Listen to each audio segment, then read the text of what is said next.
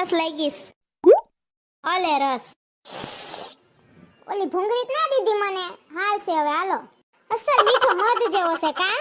હા સરસ મીઠો રસ છે તમારો. મીઠો હોય જ ને. કારી શેરડીનો રસ છે. કારી શેરડી આવે મોંઘી. બે મિક્સ શેરડી લીધી છે, પીરી ને કારી. પીરી કાળી વારી કરતી તું રસ પી લે ને બાપા હરખાઈએ. તમે તો મને ના ઓલી ભૂંગળી દીધી ભેગી પીવા, ના મસાલો સાઈટો. આમ કઈ હોય? મને એમ કે તને મસાલા વિના ભાવતોય છે એટલે. અસલ મીઠો છે.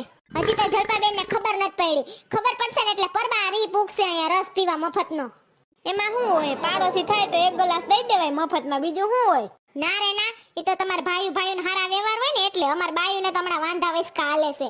બે દી પહેલા મેં લીંબુ માંગ્યું એની પાસે. મારે દાળ વઘારવી હતી ને નાખવું હતું. ખાલી એક લીંબુ દેવા મેને બર પડતો તો. મને ખબર છે હવારે એને 250 લીધા તા, પણ હું પૂગી ને તાર એકડી વારો વયો ગયો. તો મેં માંગ્યું ને તો મન કે નથી લીંબુ, લે ખોટી ની. ના અહીંયા હમણાં રસ પીવા આવશે ને એટલે એવી કાલી કાલી થાય ને જોજો. બે દી પહેલા મને લીંબુ દેવું જ બર પડતું હતું.